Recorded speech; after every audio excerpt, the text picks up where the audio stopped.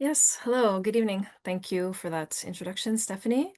Um, Good evening to those of you in Eastern Canada, and good afternoon for those of you joining us in Western Canada. As Stephanie mentioned, I'm Melissa McMahon.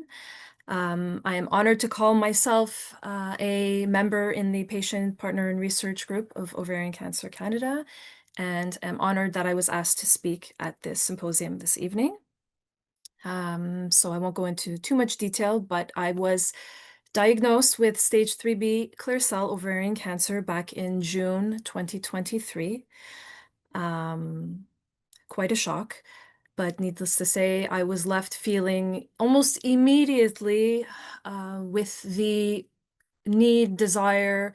I knew then and there that I was going to have to do something, whatever I could do in my power to spread awareness and educate women about the risks associated with ovarian cancer. I knew that I would do it. And patient partner research is the first step. So I would like to extend a warm welcome to our other panelists this evening.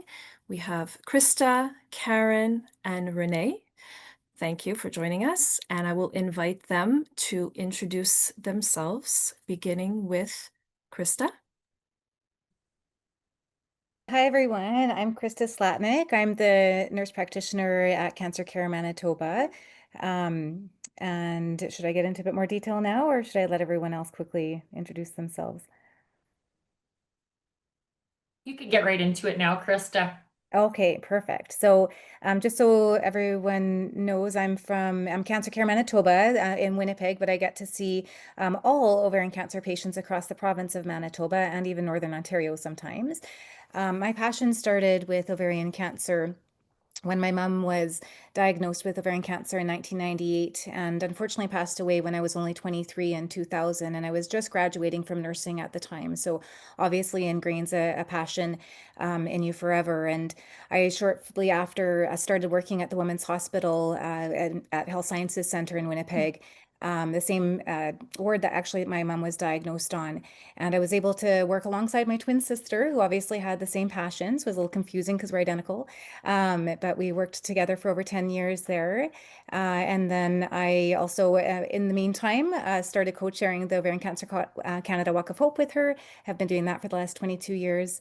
And then in 2012, I finished with my master's and joined the team at Cancer Care Manitoba and became a nurse practitioner there. And while working at Cancer Care, I started to see the evolution of genetics, and it started to be initially for helping family members and then for helping treatment options. And then they started using genetics for prevention. And I was able to take the opportunity to pay for genetic testing through this green project and found out that I carried a genetic mutation called RIP1 that at the time I hadn't even heard of yet. And in 2023, that fall, my twin sister, who obviously carried the same gene, and I both were able to have our ovaries out for risk reduction surgery together on the same day. And we were able to become officially previvors and hopefully significantly reduce our risk of getting ovarian cancer. So at Cancer Care, my role evolved over the years, and what we found is that a lot of patients required additional support and information at different transition points in their journey. So we were able to create what we called the Supporting Transitions Initiative. And at these appointments, I have the opportunity to ensure patients have a really good, clear understanding of their diagnosis, their treatment plan, and then also their entire healthcare team. So they get to be able to meet a variety of people along the way, but they sometimes don't even know who that team is. So from a variety of types of nurses to doctors, social workers, physiotherapists, occupational therapists, and all the supports available through Ovarian Cancer Canada. I like to be a catch point to make sure that people are aware that they're truly not alone. Thank you, Krista. We'll move on to Karen. Hello, everybody. So happy to be here and talk to people all across the country. I'm a physiotherapist, and I've been a physiotherapist for over 30 years. And I now, for the past 10 years, have worked at Cancer Care Manitoba, and I'm actually the first and only physiotherapist at Cancer Care Manitoba. So I am a little busy. Um, So obviously at Cancer Care Manitoba, I provide physiotherapy to those after a cancer diagnosis. I see people in physiotherapy sometimes during their cancer treatments, but most usually after their cancer treatments of surgery, chemotherapy, and radiation.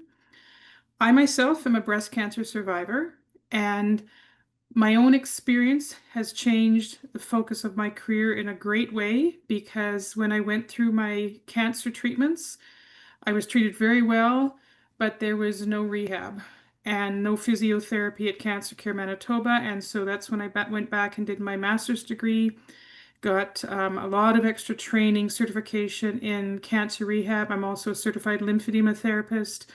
So I've done a lot of extra training because of my own experience. And as a physio, I kind of knew what I needed to do, but I realized that majority of people that go through cancer, any type of cancer, don't necessarily know what they should be doing as far as the recovery.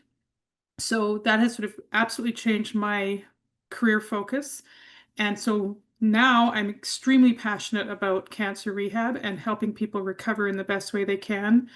And even though I did not have ovarian cancer, I can certainly um, know what people are going through. So it'd be like I can relate to getting a cancer diagnosis. I can relate to waiting for test results, the emotional turmoil that occurs, the financial struggle, and getting back into the workforce. So all those kind of things I can absolutely relate to.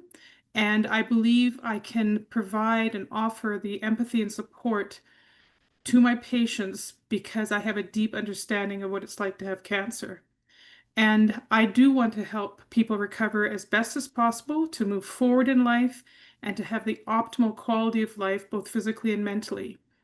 And of course, in order to help my patients in the best way, I need to listen to them. I need to learn what their personal goals are, what they want to do in their life, and work with them to attain these goals. Thank you, Karen. That was very well said. Renee, a little bit about yourself and your role. Sure. My name is Renee, and I also work at Cancer Care Manitoba. I'm trained as a counselor and an art therapist. My title at Cancer Care is psychosocial oncology clinician. So I work with patients and family members at any point, really, before, during, after a cancer diagnosis. I support folks. The bulk of my work is emotional support, helping them, build tolerance of that discomfort of the unknown, the waiting, emotional regulation with all the anxiety that can come up, navigating huge life changes around maybe having to stop work, their role is changing in families, the grief, even if we have a good prognosis, there's so much grief around cancer. Life is on pause, everyone else's life keeps on going. You might have had to cancel a trip or a vacation, or retirement is gone on its head, wherever it may be. I also facilitate some support groups. Myself and my colleagues facilitate a caregiver support group, and I also facilitate an expressive art therapy support group. Yeah, I've been with Cancer Care for just about 6 years now, and I work primarily with the gynecological cancer VSG group. Perfect. Thank you so much, Renee. Well said, ladies. So we'll move on to diagnosis and treatment. So I definitely have things to say about that topic. Um, just very briefly, thinking back to my initial diagnosis and my frontline treatment, to say the least, diagnosis is, I'm sure for many, for me, completely shocking, overwhelming, something that lingers even in my mind still, even though I'm in a good place, is uncertainty, And Renee, I think in a perfect world, everybody diagnosed with cancer should be offered a session with some type of therapist, counselor, like the first week of diagnosis. If you don't want it, fine, you don't want it. Or you know what? I think mandatory. Because I think that no matter how level-headed somebody is, no matter how good you are at, your emotions or whatever your strengths are, like for me, I was a nurse and I did not feel like a nurse whatsoever. I felt like I had completely failed myself. So that only enraged in a good way me more to really just, say, oh, you know what, I'm definitely going to do something to, if I can stop even just one woman from developing ovarian cancer, then I've done a good job. Where to turn to, where to go, all of this despite being a nurse, moments where care felt personal made a big difference. But in my experience, I was not fortunate enough to really have all that many experiences that really made me feel like I'm not just a patient. I'm not an MRN. I'm not a case study. I'm Melissa, I'll just share one little moment with that was my surgeon. I had to go in before my surgery because I needed to have my ascites fluid drained again. And she was talking with her colleague and saying, we're going to send the sample to the lab. But I quickly stopped her and I said, oh, but no, it's benign, the fluid. And she kind of just, I guess, gave me that look and said, well, sometimes, results can be false negatives. And the most important thing is your diagnosis, Melissa. And she just said it to me in such a way, a few words that I felt respected and I felt like she was just treating me like a human being. So that's one memory that stands out.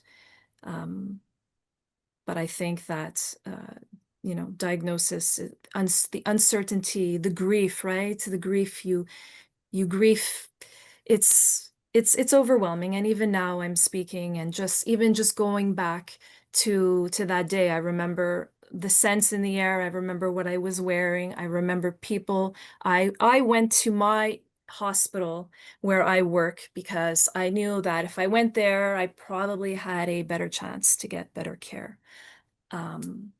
So yeah, a lot. I could talk about diagnosis all night, but we can't do that. So just, yeah. Yeah. All right. So I just wanted to add, Melissa, that visceral reaction to the sights and smells, like I meet with some patients at a different location because they don't want to come back through those doors. it's completely true, and I wanted to throw out the clothes that I was wearing the night of my diagnosis. And then I stopped myself and I said, you know what? I'm gonna have to avoid this restaurant. I can't go to the clinic where I had that fateful CT scan. I can't do this, I can't do that. But yeah, I completely agree.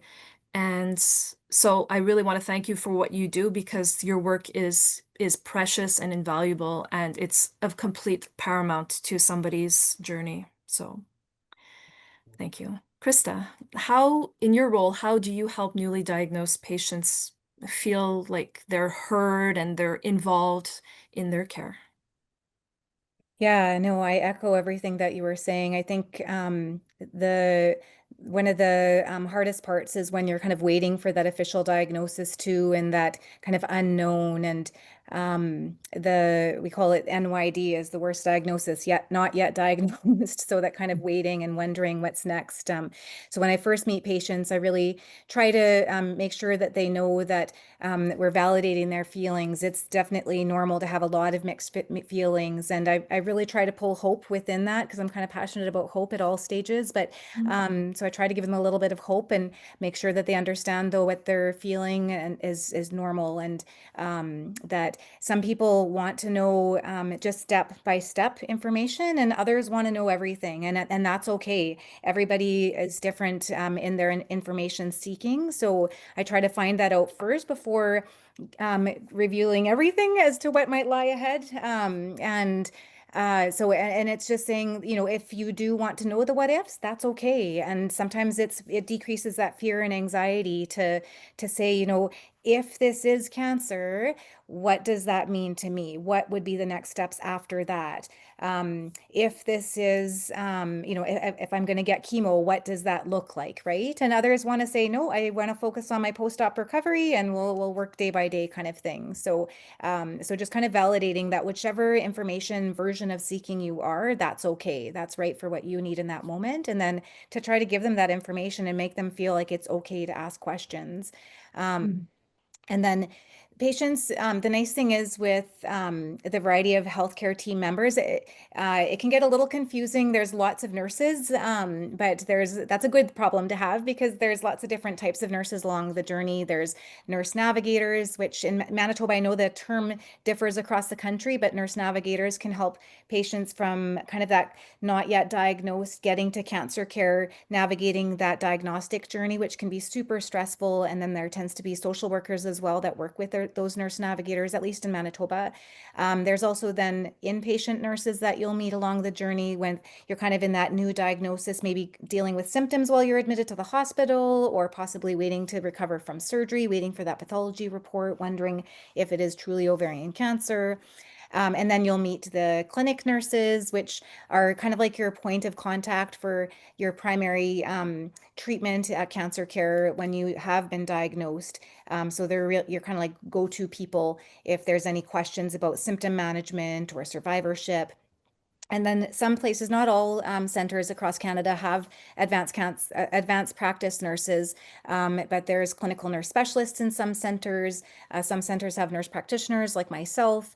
As an NP, I can order things like blood work, CT scans, chemo, but I also have the opportunity to ensure that patients are truly understanding their diagnosis and treatment plan every step of the way. So I go into a little bit more detail, especially at my pre-cycle 2 appointments.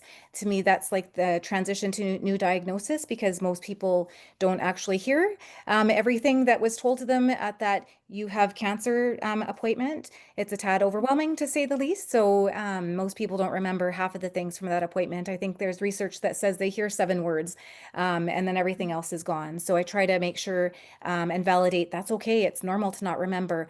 What do you want to know? And let's go over everything again, just to make sure that they truly understand all of that. And then just kind of making sure that they know that it's okay to ask questions along the way at all of their journeys, and making sure that at those catch points, they've reached out or we've consulted the appropriate team, whether they've needed counseling and whether or not they're having a little bit of issues with their diet. They can access the dietitian if we want to advocate for protein, and then physiotherapy and whatnot as we get to different parts of their journey. So really just kind of leaning on all those different supports, and then obviously making sure they know about the supports through Ovarian Cancer Canada as well. Perfect, thank you. And I'd just like to add that I was one of those patients that I wanted to know everything, good and bad. That's how I would be too. I think they call them monitors. You want to monitor everything, and those who don't want to know anything are called blunters. But Like it. yes, yes. Okay, so Renee, what kind of support do patients need early on in their diagnosis from a, psychosocial perspective, would you say? At the start, I think there's a lot of just people are freaking out. They know something is wrong. They might not know their diagnosis yet, and they're still waiting to hear, when is my surgery? What will my treatment be? So they're just swimming around, usually going to the worst case scenario. So kind of helping them not immediately come to that conclusion. We don't have enough information to do that. Help them figure out ways to relieve some of that anxious energy and also normalize. That's usually most of the referrals that I get are at that point. There's often times people want to know, how do I tell my kids? How do I tell my family about this? So supporting them through that. A lot of existential dread and mortality. As soon as you say the word cancer, I think our mortality comes to the forefront. So supporting them with that. And I mean, it could be also just practical stuff like how do I get to treatment? We have a lot of patients who are in northern communities who need to figure out where they're going to stay, who's going to watch after their family. So there can be practical things as well that are just adding layers of complication to an already challenging situation. Perfect. Makes sense. Thank you. And Karen, how do you support patients, physically, even if they're in, the very early phases of their treatment? Well, unfortunately, I do not see people early in their diagnosis. There's a lot of literature research that does look at the prehab or the pre-treatment assessment. Prehab is a word that's used for knee joint replacements and so forth. But in prehabilitation for cancer patients is also being proven to be a very valuable time to start seeing patients. Unfortunately, it does not happen where I work here at Cancer Care Manitoba. I don't know if any other centers in Canada have that ability to see people before they start their cancer treatments. But really what the research has shown is that it's the ideal time to do that baseline assessment. So checking on somebody's their strength, their range of motion, their physical activity levels, their functional abilities. So even before they start their treatment, to find out what they are before they start their treatment. And then you can also compare right after their treatment and see what sort of areas they need help with. The other time, I'm also a certified lymphedema therapist. So the time before they start treatment would be a good time to do baseline measurements of their limb volume. And so that way you can pick up on even a subtle change of swelling post-treatment and so forth. So that would be the ideal thing. Unfortunately, it doesn't happen in very many centers at all. So the first time I usually see patients is either maybe during their treatment or after their treatment is already completed. And anytime I think you see a patient, you want to talk to them about what they need physically. What are their goals physically? Do they want to, walk independently? Do they want to play with their grandkids? Do they want to, do simple day-to-day tasks, go traveling, whatever it is, you want to listen to what the patients are saying and try and help them attain those goals. So whatever stage they're at. And obviously early in a diagnosis, people aren't necessarily thinking about those kind of things. But when I see people later on, yes, that's something they want to attain these certain goals.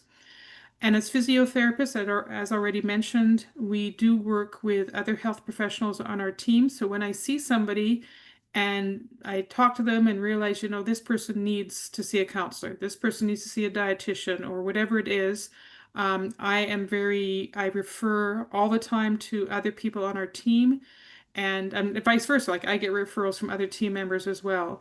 And so I work with my patients to make sure they get the care they need from anyone on the team that can potentially help them.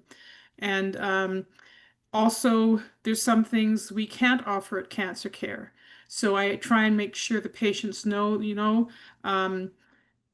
they're there's no funded pelvic floor physiotherapy at Cancer Care in our province. Again, I don't know about other provinces, so those sort of people would have to be referred elsewhere. And I don't do pelvic floor physiotherapy. There might also be some places that they don't have lymphedema management in-house, even though I do it. But I might have to refer them elsewhere. Also, some patients cannot get out of their home very easily, and so they might need mobile physiotherapy. So trying to figure out what they need for their recovery and trying to arrange that in the best way. And also, things like occupational therapy and so forth, or maybe might be a home care assessment, if they need home care supports. So all those kind of things, you have to talk to the patient, find out what their needs are, what their goals are, and also as they go through their treatments, again, may see them early in their treatments. Mostly it's during or after their treatments. So they have different needs as they go along as well. And also through everything I do, I provide a lot of emotional support. I know I'm not a trained counselor and I don't pretend to be, but so much of what I do is listening to my patients, reassuring them about the recovery process and what things could or maybe could not happen, and then just giving them that support as best as possible as they go through their journey. Thank you, Karen. No, yes, I think you can call yourself a therapist. As a nurse, we hold many titles. We call ourselves therapists, detectives, plumbers, all these just little things that we have to do while we're working on the ward. But yes, thank you. So I think, it's clear that good care begins with listening, respecting the whole person and building trust right from the get-go. Trust makes a world of difference. Once treatment begins, people start dealing with side effects. they show up in many ways, emotionally, socially, and of course, physically. So let's start with some of the physical side effects and what and who can help along the way. So back to you, Karen. Okay. How do you help? This perfect This is a segue. very loaded question. How do you? Unfortunately, there are so many physical side effects related to Yeah. cancer treatments. But how do you, how do you help, for example, with some of the common side effects like neuropathy, fatigue, Okay, so I lymphedema? have all the I'm sorry about that. I have whole list of things I can talk about. So the first thing on my list is pain. Many patients, as they're going through cancer, have pain for whatever reason. And so what I do as a physiotherapist for pain is doing gentle movements, sometimes soft tissue massage, stretches. I could use heat and ice. I can do various electrical modalities. I also provide acupuncture. So acupuncture can be very good for pain relief. And the great thing with these things I'm just mentioning, there's no side effects like you have with medication. So that's the good thing I like with physiotherapy modalities and what I do as a physiotherapist. You're not going to get the side effects for medication. So that's what I can do for pain. For fatigue, fatigue is a lot of education. And it's about balancing activity and rest. It's about prioritizing your tasks, energy conservation. There can be gentle, progressive exercises, things like looking at their sleep hygiene, mindfulness, all those kind of things for fatigue.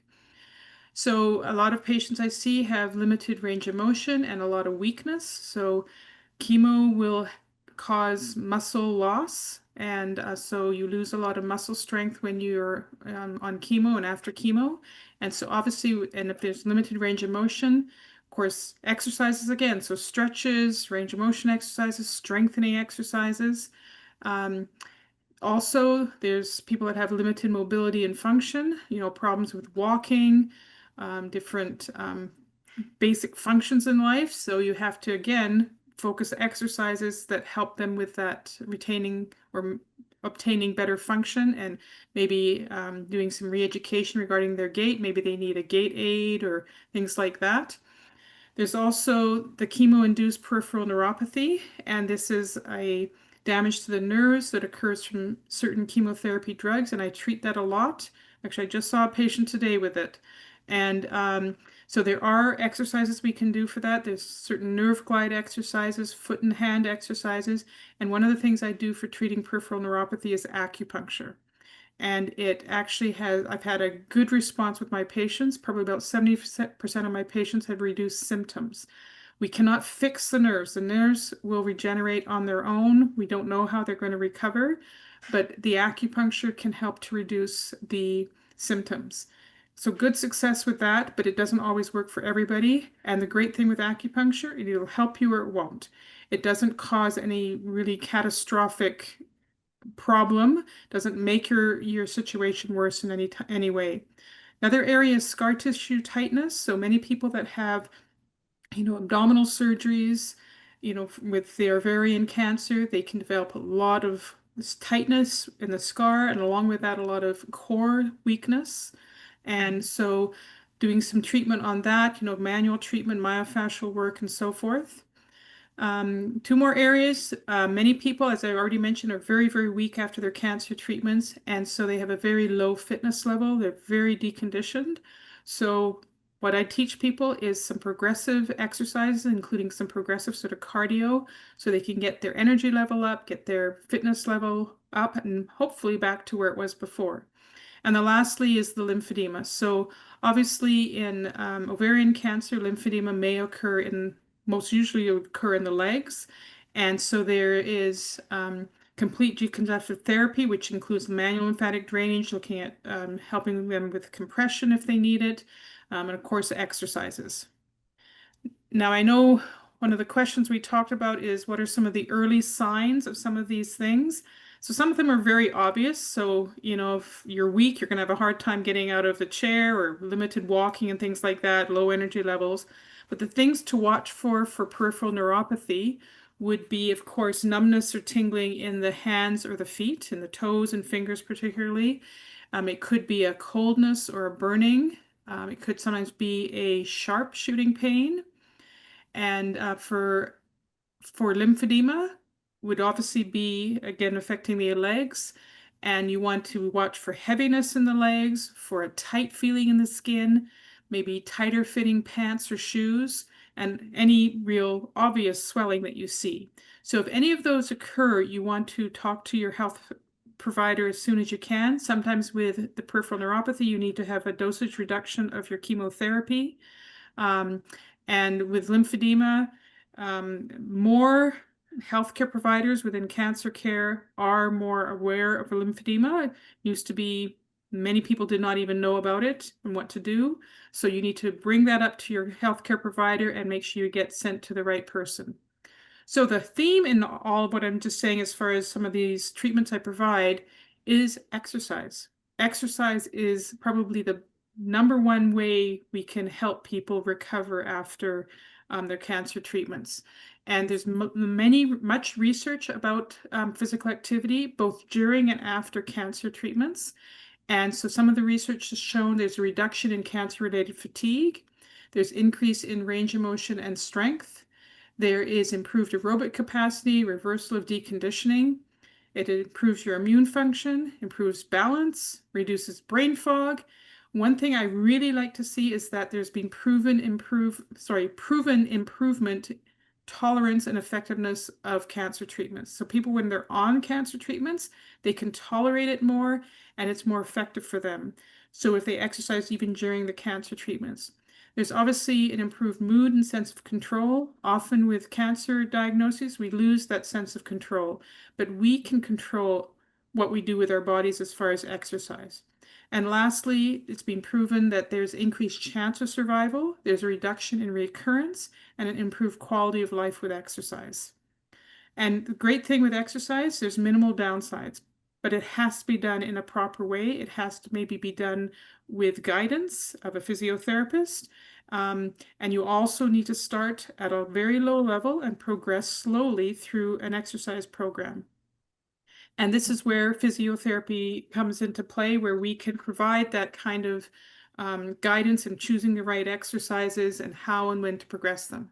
So if you have any of these things I just mentioned, you definitely need to talk to your healthcare provider and make sure you get sent to the right person to help you in the best way that can be done for you. And also help getting started on an exercise program and that kind of thing.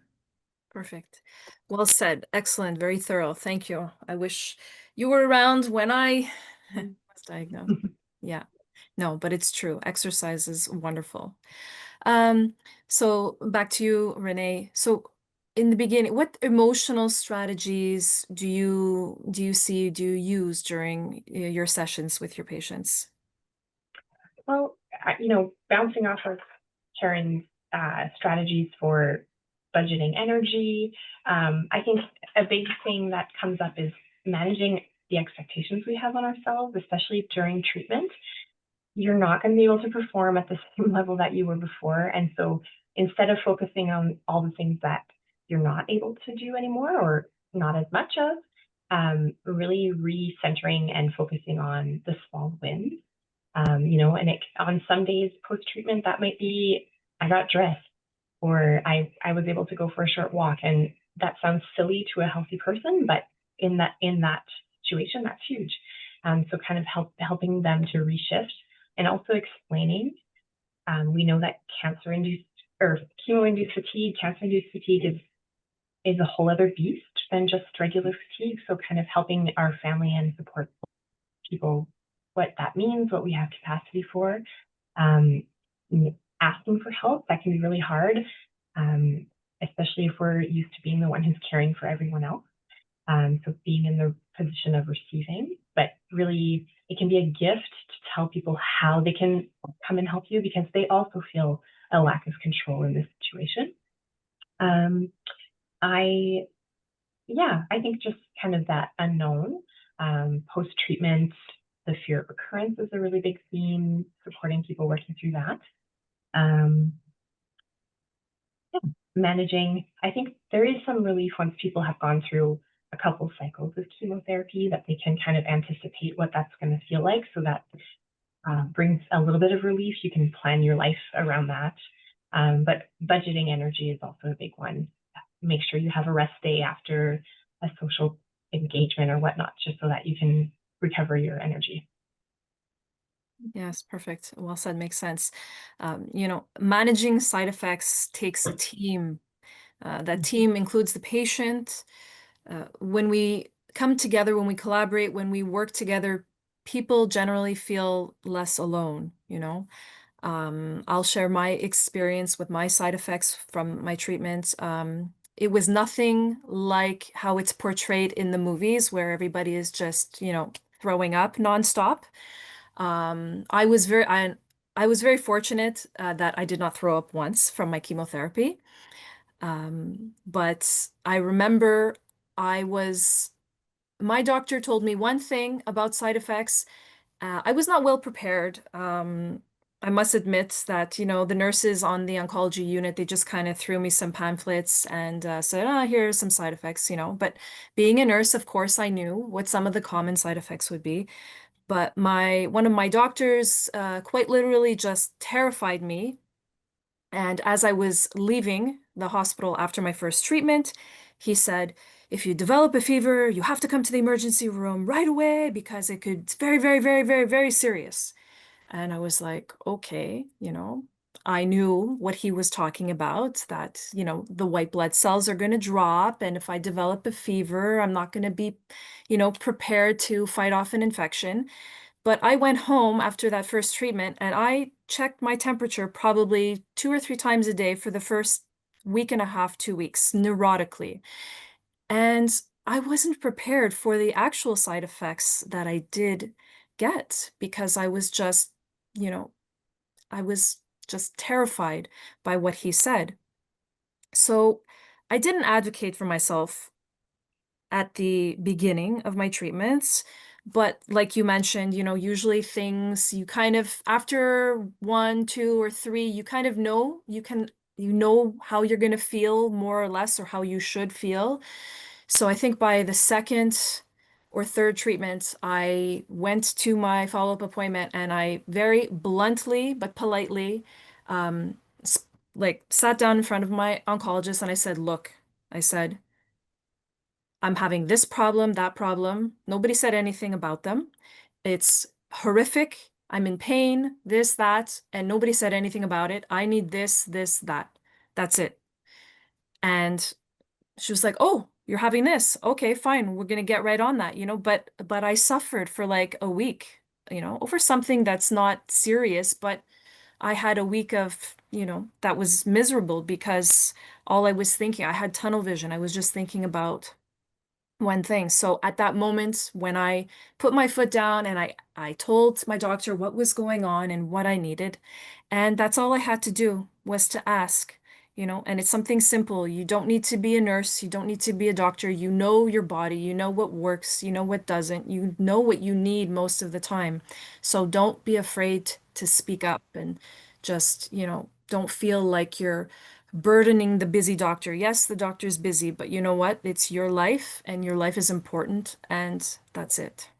So, um, you know, advocacy is power. It builds your confidence. And in the end, when you speak up, because things go under the radar, doctors are human, they miss things, but it's your diagnosis. So you've written everything down. You're thinking about everything 24/7 in the beginning, let's say. So you're going to remember everything, you know, but they're going to forget certain things. So by speaking up, you know, you can get better care, and that is essential when you're fighting for your life.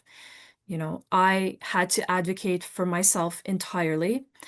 There were distracting factors in my case because when I was diagnosed in June, I had just badly broken my leg in February, so I was just finishing my physio when I was diagnosed. So my leg wasn't 100%.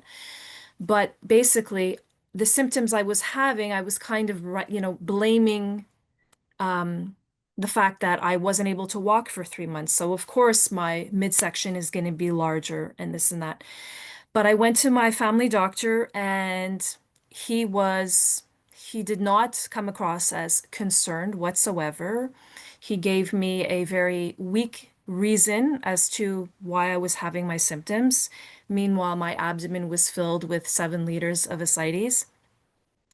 And he gave me a probiotic and an acid pill, and I said, no. I said, please give me a requisition for a CT scan. And he said, well, I'll give it to you, but just do it in 2 weeks or this and that. And I just, I knew something was seriously wrong. So, but, had I not said that, had I just implicitly trusted my doctor, it could have meant the difference between stage 3 and stage 4, So it's just you have to empower yourself. You have to find ways to just, even if you're a shy person by nature, you kind of have to fake it till you make it, There's a wealth of knowledge out there in the internet. Find ways to be assertive. You can do it. Bring somebody with you, right? Because it's like I said, it's your care, it's your life, and just do not feel like a burden. And I just want to add that I think Karen said it, Krista said it, we're talking about dose reduction, right? With neuropathy. That was another thing that my doctor basically said, if your hands and feet start to burn, you have to tell me right away because we have to stop or lower your dosage. And I did not tell my doctor because the thought of having my chemotherapy reduced or stopped was more frightening than having damage in my hands and feet. I'm not suggesting anybody do that. I'm just saying that I was, you're fighting for your life. So I was just so afraid that I'm like, no, I'm like, you can't take my medicine away from me, but luckily I think I got away with a very, very minimal neuropathy, but the exercise does help. So, but I just want to ask the rest of you, what does it mean to be an empowered patient, and how can patients advocate for themselves, again, without feeling like a burden? Krista. Yeah, I think that's really important. And I think the biggest thing is knowing it's okay to ask questions. And um, unfortunately, clinic does get busy, and sometimes they might not necessarily feel like they have it in the moment. And sometimes the moment isn't always the perfect timing, anyways, because you're still just trying to process things. We're really lucky in our clinic that I get to see everybody as a standard pre-cycle too with longer appointments, but not everybody would have that necessarily. So I think it's okay to say, can I have another appointment once I've had time to process this and ask some questions? Or is there a nurse educator I can maybe chat with to review things in more detail? And then I think it's also good to be very clear when I'm asking people how they did, for example, with chemo. I'm very clear, not just how are you doing today, but how did you do for the whole cycle, right? Some people are okay with having a really bad first week, when that doesn't necessarily have to be acceptable, right? Sometimes it's okay to try to actually improve those days. And we can talk about, what to expect for future cycles, what's cumulative versus most side effects are very similar from cycle to cycle. So what can we do to try to tweak things? And if you're too nauseous for fluids or protein, you're too nauseous, right? So we need to tweak that. If you're too much in pain for being active, then you're in too much pain, right? So some people don't realize that you don't have to feel completely awful. So kind of it's okay to ask those questions and to be very clear and advocate for yourself. Like, I really didn't feel very good that first week. Is there anything we can do to fix things a little bit? Right, of course. Perfect. Renee? Um, oh, that's okay. Karen, I think you're muted, but yeah, I'll just jump in. I think it's important for patients to feel like they can ask all their questions. They're not bothering the team. I encourage them, we work as a multidisciplinary team in cancer care, and I remind them that, you have a care team, but you are the most important part of the care team. You are the driving force, decision maker. It's so important for you to fully understand what you're being offered. And so encouraging them to carry a list with them, because it's very easy to get overwhelmed during those appointments. But at least if they'll have their script, and that's also a sign to the doc that they might have more to ask. Well, what I was going to say is that you need to understand you do not have to accept things passively. So you need to speak up. You know your body, you know when something's different or wrong. And I think sometimes maybe this attitude has changed, but I think years ago, many people, you know, they got through their cancer treatments, they were alive and surviving the cancer, and that's all they worried about, even though that's the focus, obviously, of the cancer treatments. But it's also, you need to consider your quality of life after your cancer treatment. What matters to you in life? What can you go back to your normal life or some of the things you love? And so you have to speak up. And self-advocacy is what we all need to do in many different areas of our life, but especially when you've had a cancer diagnosis. And your doctors aren't going to know something's wrong until you tell them, right? They can't read your mind. So you have to tell your doctors or your other healthcare team members. And also advocating for yourself doesn't mean you have to be strong all the time. It means you have to give yourself that self-respect and the voice you deserve, but you don't have to be strong all the time. You can have those times where it's just sort of, you feel a bit more defeated, you know? And always I say to all my patients, be kind to yourself. Like, if there's things you can't do, that's okay. You know, you take a break from it, you know? So, but speaking up for yourself is very important. Absolutely, you know, and I'd just like to add, it's been, 2 years since I've finished my treatment, and I'm still at a reduced workload. Not because I have to be, I could probably go back to my regular schedule, but the one thing that after all my treatment, I kind of reevaluated my priorities, and I'm like, I don't need to work full time, I want to do other things. I want to enjoy my life, so exactly. Well, thank you, ladies, for sharing those lovely insights. They're great ways for people to be able to actively engage in their care. What message would you give someone who is newly diagnosed? I think I can go first. I think, you know, we could probably compile a list of 100 things that we could tell somebody who's newly diagnosed. But I think if I could go back to day one, I would just say, okay, Melissa, stop, breathe. After the initial freak out, after the initial, oh my gosh, I'm dying, I'm dying, I'm dying. I'm not, I'm still here. Um, I would say do not isolate yourselves. People have different social circles. They have, some people have large families, some people have small families. Accept help that is offered to you, however it comes. Try not to let pride stand in the way. People want to help. What I discovered is that people want to do things for you, but sometimes you're going to have people that are going to be like, oh, no, no, no, no, no, I want to talk to you, and how can I help? And you're going to have people that are quiet on the sidelines, and they know what you're going through, and they want to do something. So they might, bring you a pot of soup or whatever. Or they might say, oh, you want to come grocery shopping? I'm going. Accept help. Surround yourself by your friends, your family, your people, whoever they are. Just don't isolate yourself during that time. I think that is the one key thing, and advocate, right? Like what we've been saying, just yeah, and breathe. And then I'll just invite whoever, Renee, you can kick it off. Sure. Yeah, I think that's great advice, Melissa. Take advantage of the resources available to you. If you didn't hear it during your first appointment, ask again. It's very normal for people to need to be reminded what's available.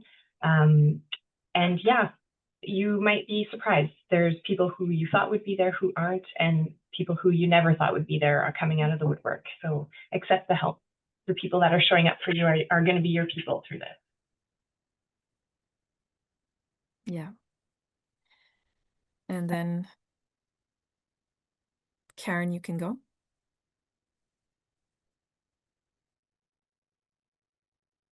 Karen, can you hear me? Okay. I actually agree with what's already been said. I don't think I can add anything more. Yeah, and early early in the diagnosis, it's a very terrifying, overwhelming time. And yeah, I would say, yeah, don't isolate yourself, but also any appointments, make sure someone's with you because you don't take in all the information. And I know my husband was with me when I was diagnosed, and it was sort of like, and then a few weeks later, I was asking him a question. He said, "Yeah, they told us that," and I said, "No, they didn't." So having someone with you at all your early appointments for sure, and maybe even ongoing, just so you have somebody that can hear and listen to what the doctors are saying or whoever's saying. I think that's important. But yeah, not isolating yourself is important too. Absolutely. And Krista, finally. Yeah, I agree with what everyone has said, and basically just the key, reiterating that you're truly not alone, and you're the leader of your healthcare team. But so definitely stand up for yourself, and advocate for yourself, ask questions, but know that you're not alone. You've always got a whole team of supports. You might not need them all at once, but at least know that you can kind of reach out to different parts of the team when you need it. And reiterating again, we're pretty lucky to have a national organization like Ovarian Cancer Canada that has resources for all different areas of the journey. So making sure that you're kind of using them as a core part of your support as well, and that you know who all of your members are of your local team. This is our Manitoba team, and some of us, but making sure you kind of find out who those people are right earlier in your journey, and then even if you don't necessarily need them all, at least you know who's in your back pocket if and when you do. Exactly. Thank you. So I'd just like to close with, your voice belongs in the room. You have to advocate for what matters to you, for what matters most to you. This is what patient-centered care is really all about. Your team is here for your goals, right? Not just your treatment. So thank you.